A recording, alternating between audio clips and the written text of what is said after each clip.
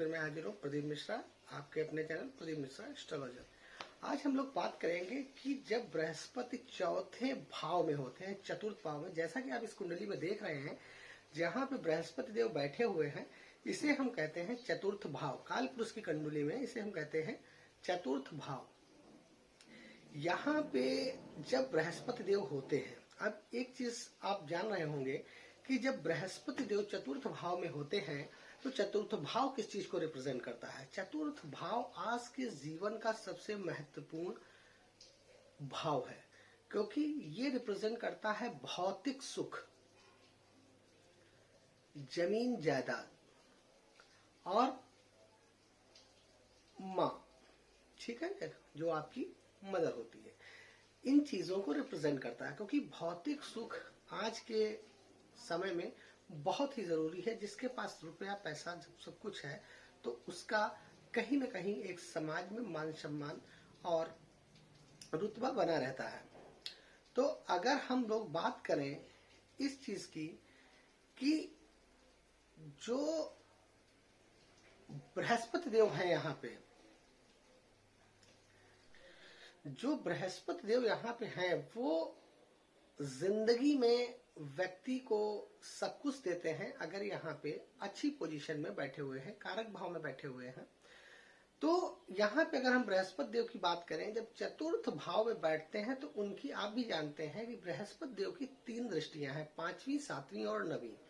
यहाँ से जब चतुर्थ भाव में बैठेंगे तो अपनी 5वीं दृष्टि से अष्टम भाव को देखेंगे और अपनी 7वीं दृष्टि से दसम भाव को देखेंगे और अपनी 9वीं दृष्टि से 12वें भाव को देखेंगे। अब यहाँ पे ये समझिए कि बृहस्पति देव का जो कंट्रोल होगा वो 4 भावों पे होगा। 4 भावों में, जिसमें चतुर्थ भाव में बैठे हुए हैं, अष्टम भाव में जिसमें उनकी 5वीं दृष्टि है और 7वीं दृष्टि दसम भाव पे है और उनकी 9वीं दृष्टि 12वें भाव पे है। अब ये समझिए कि अगर यहाँ पे बृहस्पति देव कारक होंगे तो चतुर्थ भाव का तो रिजल्ट देंगे ही और बाकी इन 3 भावों का भी देंगे। अब अष्टम भाव किस चीज को रिप्रेजेंट करता है? मृत्यु, कष्ट तुल्य, आयु, व्यक्ति को खोजी बनाना, या जैसे आप देख रहे हैं ज्योतिषाचार्य बनाना, इन चीजों को भी अष्टम भाव रिप्रेजेंट करता है। और अगर दसम भाव को हम लोग बात करें तो दसम भाव आप जानते हैं कैरियर भाव होता है। सरकार से मान सम्मान प्रतिष्ठा ये सब इसी भाव से ही देखी जाती है कि अगर भाव मजबूत होता है तो इन चीजों से कि आदमी जिंदगी में अपने किस क्षेत्र में जाके क्या कार्य करेगा। और अगर 12th हाउस में बात करते हैं तो इसमें विदेश यात्रा, व्यय, सरकार से अगर कोई दंड मिलता है तो वो भी यहीं से देखा जाता है। और कि अगर विदेश में सेटलमेंट भी अगर करना है व्यक्ति जातक को तो वो भी हम इसी 12th भाव से ही रिप्रेजेंट उसी से देखते हैं। अब आते हैं चतुर्थ भाव पे। जैसे मान लिया कि अगर यहाँ पे देखिए कुछ ऐसी राशियां हैं, ऐसे लग्न हैं जिनमें जातक का जो है बहुत अच्छा बृहस्पति देव देते हैं। जैसे अगर यहाँ पे पहली चीज, जब बृहस्पति यहाँ पे केंद्र में बैठेंगे, केंद्र के भाव आप जानते होंगे, पहला, चौथा, 7वां और 10वां, ये केंद्र के 4 भाव होते हैं। जब यहाँ पे बृहस्पति देव बैठेंगे तो हंस पंच महापुरुष योग बनाएंगे यहाँ पे। और हंस पंच महापुरुष योग आप जानते हैं कि अगर यहाँ पे अच्छा मेंटेन होगा तो जातक को जिंदगी में ऐसा कुछ नहीं जो कि उसे न मिले। अब जैसे मान लिया यहाँ पे अगर हम आपको बता दें, अगर जातक यहाँ पे, जातक की लग्न मेष है, जहां पे 1 नंबर लिखा हो लग्न में और 3 नंबर लिखा हो, 5 नंबर लिखा हो,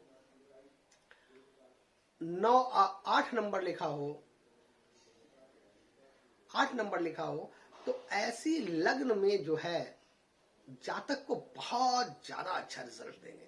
अगर यहाँ पे मान लिया किसी जातक की कुंडली अगर मेष लग्न की है तो जातक यहाँ पे कर्क राशि में बृहस्पति देव चतुर्थ भाव में बैठेंगे और जहां पे बृहस्पति देव उच्च के हो जाते हैं एक तो उच्च के हो जाएंगे और दूसरा पंच हंस महापुरुष योग बनाएंगे, जिससे कि होगा क्या कि जातक जो है जिंदगी में धन, वैभव, प्रसिद्धि, जमीन जायदाद, माँ का प्रेम और एक समाज में मान सम्मानीय पर्सन, जिसका समाज में एक मान सम्मान, प्रतिष्ठा, वैभव सब कुछ उसके पास होगा। विदेशों से आवागमन उसका होगा, विदेशों में भी उसका बिजनेस हो सकता है, विदेशों से भी उसकी पहचान हो सकती है, विदेशों में उसका सेटलमेंट भी हो सकता है, विदेशों में उसकी प्रॉपर्टी सब कुछ हो सकता है। क्योंकि ऐसा जातक जब अपने लग्न में केंद्र में होके पंच हंस महापुरुष योग बनाएगा और उसके बाद उच्च का होके बहुत ही अच्छे रिजल्ट्स यहाँ पे देंगे।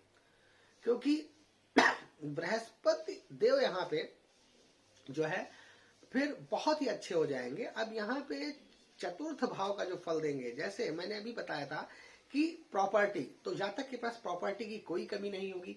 गाड़ी घोड़ा ऐशो आराम भौतिक सुख आज की डेट का कोई ऐसा नहीं होगा जो जातक के पास नहीं होगा।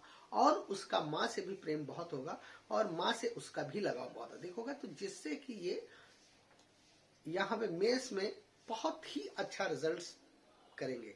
अब यहाँ से अगर उनकी हम अष्टम भाव में देखेंगे, जो पांचवी दृष्टि पड़ेगी, तो पांचवी दृष्टि में भी जातक को बहुत अच्छा कर देंगे। जातक का अच्छा क्या कर देंगे, अब जैसे छोटी मोटी दुर्घटना का होगा वो तो होना नहीं है, होगा तो उससे कोई असर नहीं आएगा जातक को, और वो एक खोजी स्वभाव का हो जाएगा। और हो सकता है व्यक्ति साइंटिस्ट बनेगा। अगर ज्योतिषाचार्य के क्षेत्र में जाएगा वहां भी वो भी बहुत बड़ा रोल प्ले करेगा, बहुत अच्छा ज्योतिषाचार्य बनेगा और जिसकी समाज में मान प्रतिष्ठा सम्मान सब कुछ जातक का रहेगा।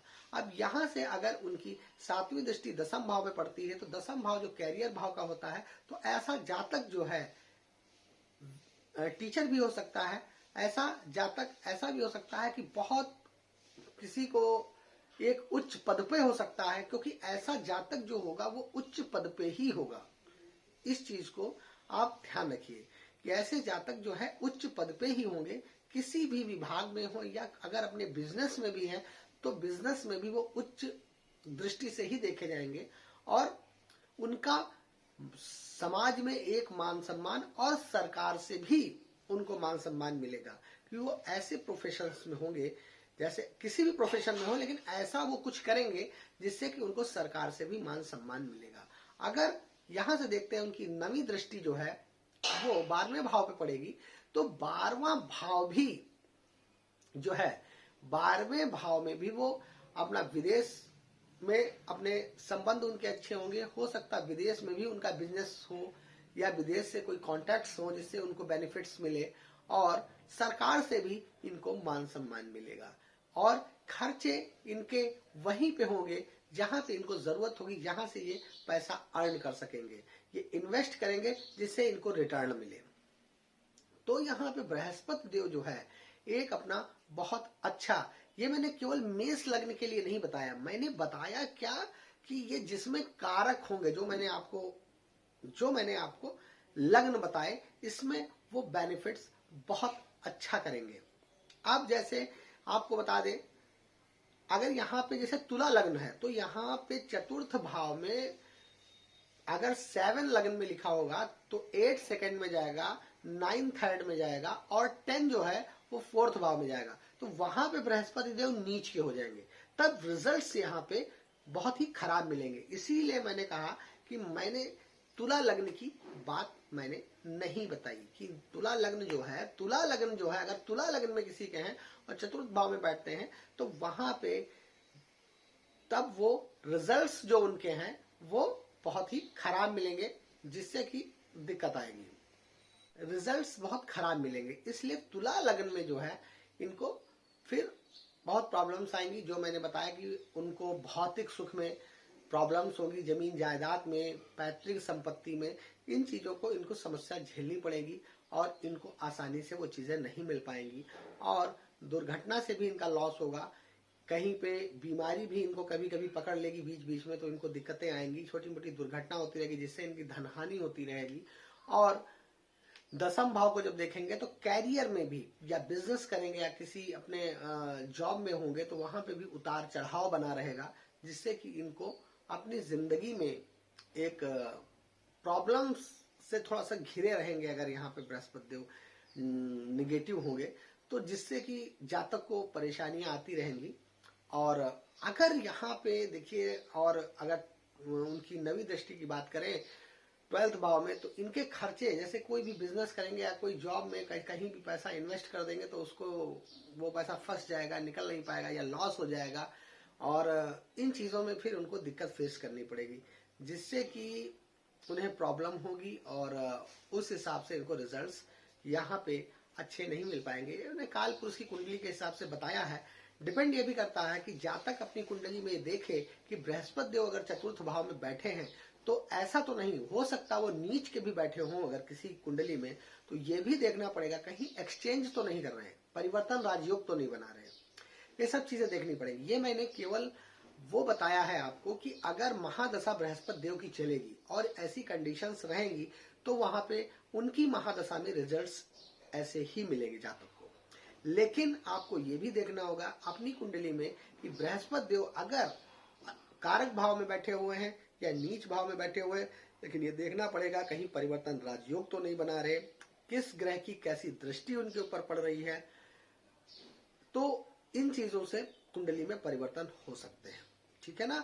तो अगर मेरा वीडियो आप लोगों को पसंद आया हो तो लाइक करिए, शेयर करिए, सब्सक्राइब करना बिल्कुल मत भूलिए। आप लोगों का नमस्कार।